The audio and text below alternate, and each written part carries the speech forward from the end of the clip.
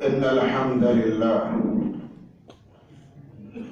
الذي خلق السماوات والأرض وجعل الظلمات والنور ثم الذين كفروا بربهم يعدلون، والصلاة والسلام على سيدنا وحبيبنا وسندنا ومولانا محمد بن عبد الله صلى الله تعالى عليه وعلى آله ومن دعاهم بدعوتهم إلى يوم الدين.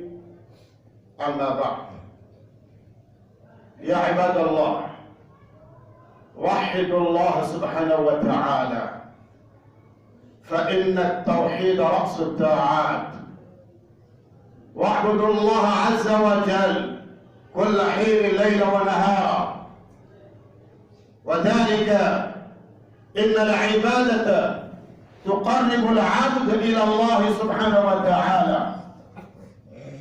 وإذا عمل الإنسان أو المؤمن بمقتضى أحكام الله سبحانه وتعالى وبمقتضى تعاليم الرسول صلى الله تعالى عليه وسلم، فإنما يكون مؤمنا قانتا، إنما يكون مؤمنا مطيعا لله ورسوله صلى الله عليه وسلم، إنما يكون مؤمنا مرضيا عند الله عز وجل يوم القيامة.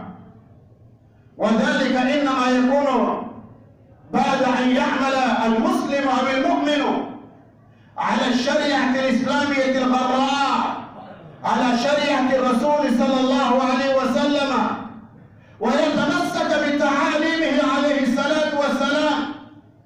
وذلك لأن هذه التعاليم إنما هي منحة ربانية، إنما هي نعمة جليلة عظيمة قديرة كريمة، إنما هي منحة من الله سبحانه وتعالى على المسلمين جمعاء، على المؤمنين كلهم، حيث قال سبحانه وتعالى: لقد من الله على المؤمنين إذ بعث فيهم رسولا منهم يتلو عليهم آياته ويزكيهم ويعلمهم الكتاب والحكمة وإن كانوا من قبل لفي ضلال مبين.